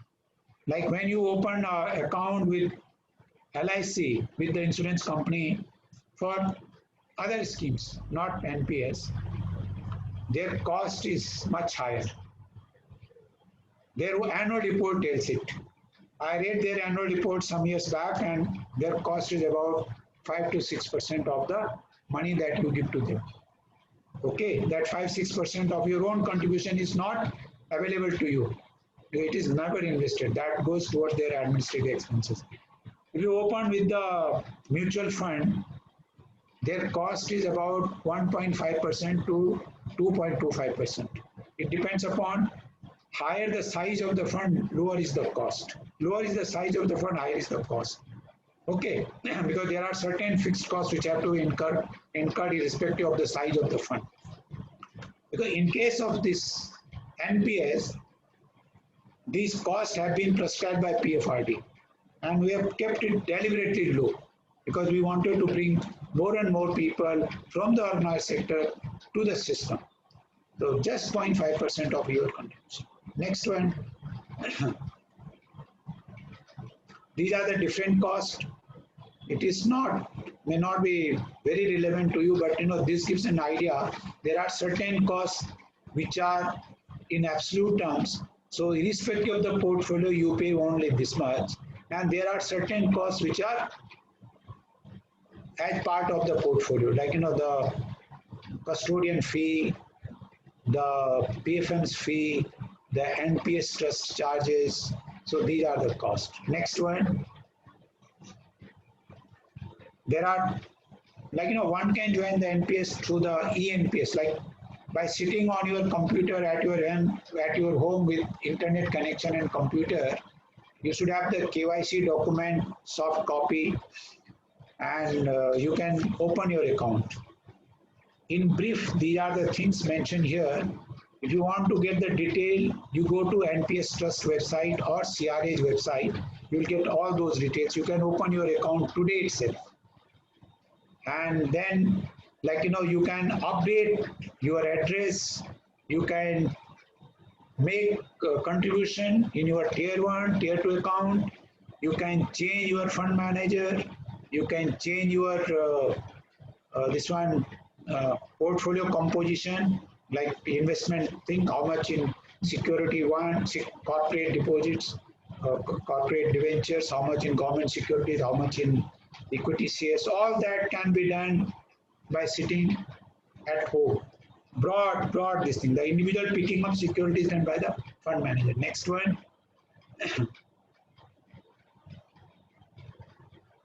Yeah, so basically it is very simple, flexible, portable, prudential regulation, tax saving, and transparent cost structure. These are next one. You go to the NPS Trust website, they have a pension calculator there, and you can, you can play with it. Like if you want to have a pension of 50,000 per month, 20 years after today, how much you have to contribute, which invested at the rate of return which is available in the market. Like all these permutation combination can be done through this calculator. Next one. Here again on the NPS Trust side, this data is only for conceptual purposes. Don't go by these ones, and these figures are all arbitrary.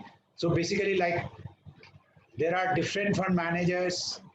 They have initiated the scheme from different date. On the date they initiated the scheme, this was the NAV of the scheme. So a subscriber is buying the, his money is invested in the scheme at this NAV. And on a particular date, when you want to see what is the value of the portfolio, this is the NAV of that. And then one can calculate what has been the rate of return during this period and annual rate of return. So this is also given on that. Again, it may not be exactly same, because what happens is the money doesn't come in one go. Money comes periodically, and it is possible that somebody has invested money in the market when the market was very high. So your money gets invested at very high rate, and you are exiting from the system at a time when the market is depressed. So your funds are liquidated when the returns are not good, or the prices are not good, security prices are not good.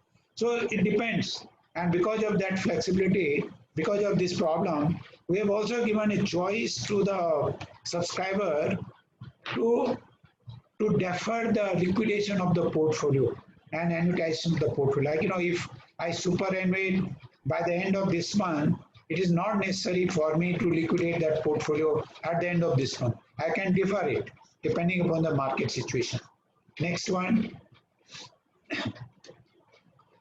This is basically like how to join, and you can see the return and things like that. This is a snapshot of the NPS Trust website. Basically, to give an idea, like if you are looking for these things, you go to those sites and familiarize yourself. Next one. Now the challenges. The challenges are basically, our idea is we would like maximum number of people to come to the NPS fold. we make the thing affordable, like everybody can subscribe to it. The pension is adequate. The system is run very efficiently and effectively, and it is sustainable. Sustainable for the system, sustainable for the government, like, who is running the system. So these are the challenges. Like with respect to bringing a lot of people to the system, the awareness about the scheme and financial literacy, like people do not know how the money works, how what is compounding, what is interest rate, what is time value of money. People do not know these things. Coverage of the unorganized sector, like these people are highly mobile. These migrant laborer you must have seen during the pandemic. So they do not stay at one station. And like in Delhi also, or wherever you are staying, they move from one place to another place, from one, like, depending upon the particular construction laborer, depending upon the project. Once a project is completed in one part of the city, they move to another part of the city or to another city or with another contractor. So that is the problem. NPS is a solution for that, because, once you have opened the system, you can do it provided they are literate. Now here what happens is, these people, they themselves cannot read their passbook. They do not know what is written here. That is the problem.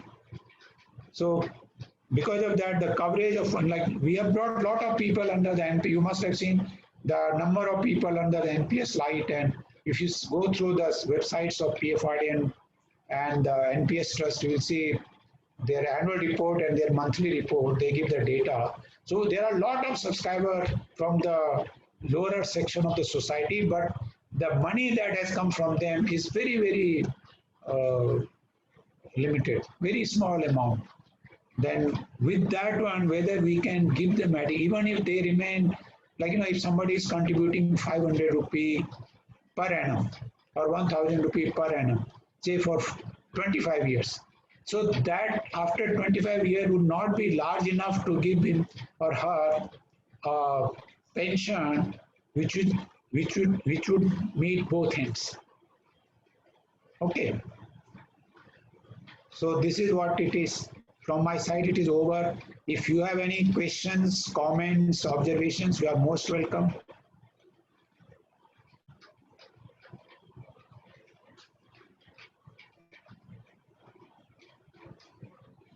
No? I want to ask a question. Most How a pension system in a private sector, or you can say for a private employee and a government employee, is it same or differs for both of them? It is like in the sense that it is same. If a private employer joins NPS and government employee joins NPS, it is same. However, the schemes would be in the sense that the government employee would become part of the, say if he is in the central government, he will become part of the central government CG. So there will be a NAV on a particular date, he is subscribing to that NAV, and then on a particular date, there will be NAV of that scheme. So if he is liquidating his portfolio on that day, so the NAV of these two schemes may differ, may differ, okay? Because they were launched on different dates, and different fund managers might have bought different securities. Like, it is not just one fund manager. A manager from LIC might be having a different market perspective than a manager from SBI. How the transaction takes place. Whenever a transaction is buying, there is a buyer and a seller. And see the perspective. The perspective of the buyer, he thinks that there is still scope in this security. He's buying it at 100, and maybe 6 months down the line, the security will rise, will increase in value. So because of that, he's entering the market today. But the seller thinks that perhaps the security is appropriately priced or overpriced, so he wants to liquidate from this security and buy something else. So as far as the system is concerned, it is same. But the fund manager's perspective and the schemes and the date of buying and selling and the money going to the system, because it varies from individual to individual, corporate to corporate, so he may get different NAVs on different day in different schemes. Otherwise, the system doesn't make any distinction. Have I answered your question? So, can you just tell me in a just simply way? For example, let's suppose my friend is in a government sector and I am in a corporate sector. Then Yeah. after retirement, how pension system will work in a simple manner, in a practical manner? Okay, now today you are in the government sector, so you are part of the government CG scheme. Central, like in the government, all the government employees, they are part of the scheme called central government scheme, CG scheme. While showing the returns, I mentioned somewhere that these are the banks, SBI, LIC, UTI, they are the pension fund, not SBI has floated a pension fund company called SBI Pension Fund. LIC has floated a pension fund company called LIC Pension Fund. So, and they have schemes, and these schemes are CG for central government, SG for state government, corporate CG, then NPS Light, the unorganized sector. Now, because these schemes came at different point of time, and all of them came at 10 rupee when they were launched. Okay, but with that 10 rupee, on a different day, they bought the security at the then price of the security. Okay, so on that day, the price of the security might have been different. Okay, so basically the NAV of CG, today you are a subscriber of CG scheme. So your portfolio is governed by the CG scheme. Tomorrow you join the corporate scheme, you join some corporate, so you'll become part of a corporate. And then what happens is your CG portfolio will be liquidated at the CG NAV. And from that fund, your corporate, the securities of the corporate will be bought at the NAV of the corporate. Normally what happens, because have you heard about gross settlement and net settlement? It is done a lot of netting. Like those who are familiar with the clearing, there is a bank. It has 10 branches. So these 10 branches are doing banking business. Each one of them is getting checks, which people are depositing with this bank. And there are other checks which are coming from other banks who are claiming money from this bank. Okay, so that money goes to those banks. Okay, so one bank, 10 branches, 10 banks, each one 10 branches, so 100 branches. So money coming, money going. So what do they do? So like the bank A, say Bank of India or Punjab National Bank, most of you are from Punjab, so Punjab National Bank. So Punjab National Bank with 10 branches at different places would be having even inter-branch transactions. Okay, so money, branch A having some check drawn on branch B having some check drawn on branch C. So this is done internally, the netting within the bank and then netting among the banks.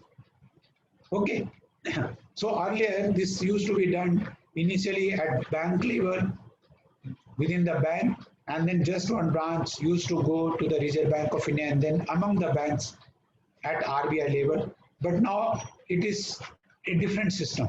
We call it gross settlement, RTGS, real-time gross settlement. Every transaction is actually debited, credited. It is not with the individual bank, individual branches. Now here also what happened, your money, what they will do is it is not that the fund manager is actually going to the market, he is actually liquidating the entire portfolio in the market and buying securities. There is a lot of reshuffling within that also, within internally, but at the NAV, so that the inefficiency of one scheme cannot be carpeted under another scheme. And because of that, it is the job of the regulator to ensure that they do not indulge in such things. So your point is that whether the system is same. Yes, the system is same. When you are transacting the market, a Reliance share or a Tata share or Infosys share, whether bought by CG scheme or SG scheme or corporate or private scheme, will be at the same price, sold at the same price if it is on the same day, same time. Okay, so that is at the same price. The NAV will vary because these schemes started at a different point of time. Okay, sir. Thank you so much. Yeah, any other question? I think my idea is if you read something, maybe you get familiarized with. Once you have to read the portfolio management that comes in your second year. There's something called security analysis and portfolio management. And basic finance you will read in your first year. So once you are taught the basic finance, all the annuities and different compounding, discounting, or the annuity due, all those things are taught, then you will come to know about these concepts. And as for the portfolio management is concerned, like those who have some background about commerce, economics, for them it would be quite easy. For others, mostly in MBA, people with engineering background comes and they pick up things much faster than the commerce and economics. Most of the Nobel Prizes in economics are taken by people who had studied engineering in their graduation and post-graduation. PhD might be in economics. Subsequent work might be the work for which they are getting Nobel Prizes is in economics, but their basic degrees are in engineering. Yes, students, any other question? If there are no questions, thank you very much for your patience hearing. And if, even if you have questions, my email is there with the university. You can always send something through email to me. I'll be very happy to respond to you. Thank you very much. We are really grateful. Thank you, sir. Yeah. I just now request Kirti Jatyan to propose vote of thanks. Thank you so much for this lecture today, sir. And I think it is great to hear from such a person with the expertise that is more than most of our ages right now. So that it was really great to hear all the information with the data that you've given us. And we would really like to thank you for taking out the time from your schedule to teach us a few something, and we're really grateful to you. And again, thank you for the email that you'll be sharing with us so that we could reach out to you at any time. Thank you so much, sir. It has been okay. Thank you very much. Thank you. Bhandari sir, can we share this PPT with students? Yeah, please.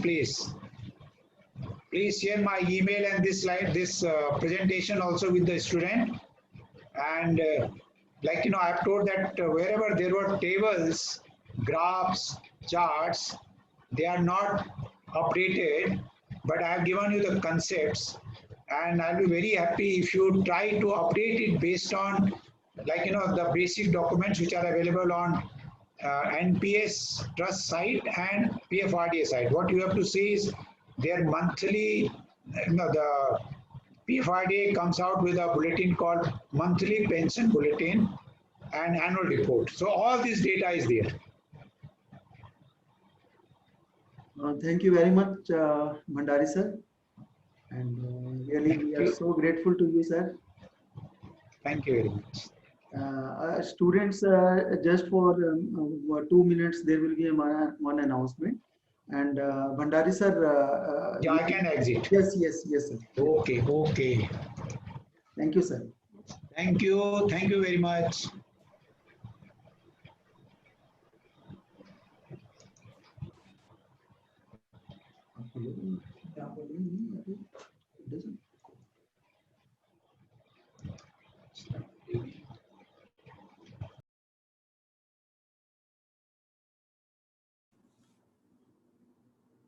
Students, just for 1 minute remain. Sir has exited now. Yes. There is one announcement. Baldev sir is sitting with me. Just Anji, good afternoon, everyone. Good afternoon, sir. Good afternoon, sir. Good Good afternoon, sir. Everyone is enjoying their Very lectures. much, yes. Hmm? Yes, sir. Yes, sir. You know, the founder of this GGDSD College Society, under which our PMLSD Business School is also a part of that GGDSD College Society.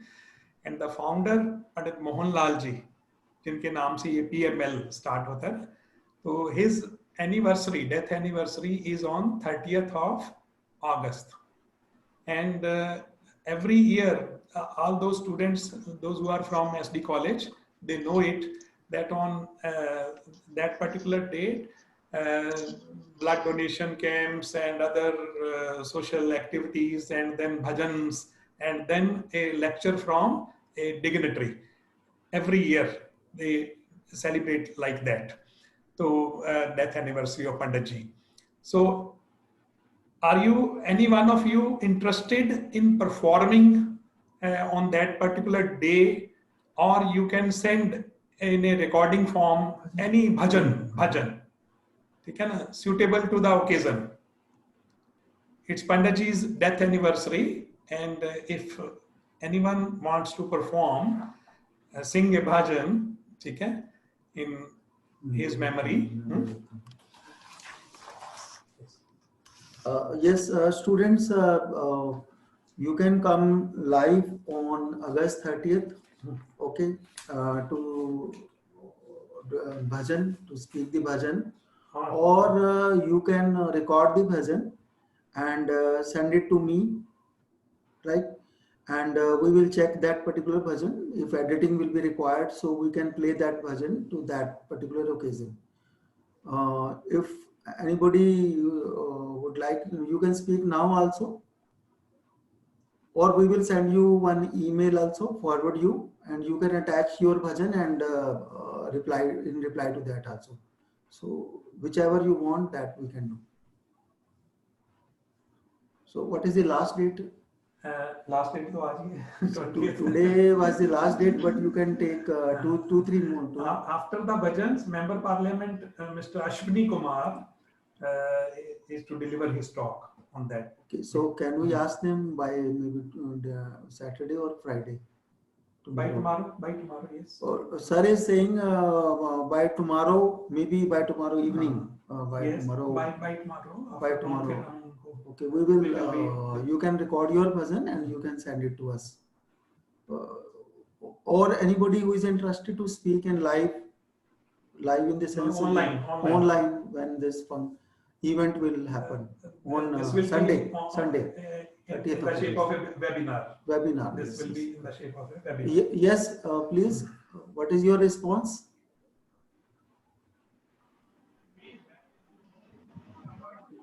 Any good singer? Anybody who is also a good singer, we will see later on.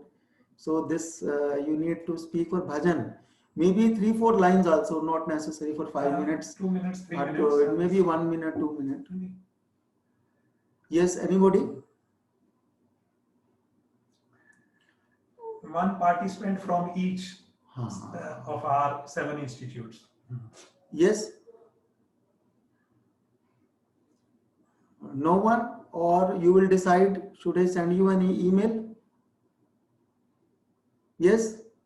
I'm sure, sir, we'll be replying to the email. I mean, whoever is interested, they could reply to your email. Okay. So we will forward you the email, and you can respond accordingly. Yes. So thank you very much for listening, and we will send for tomorrow's sessions. We will send you one email. So now we are ending this. Thank you very much. Any questions you have, you can ask. Not at the moment, sir. So you can exit now.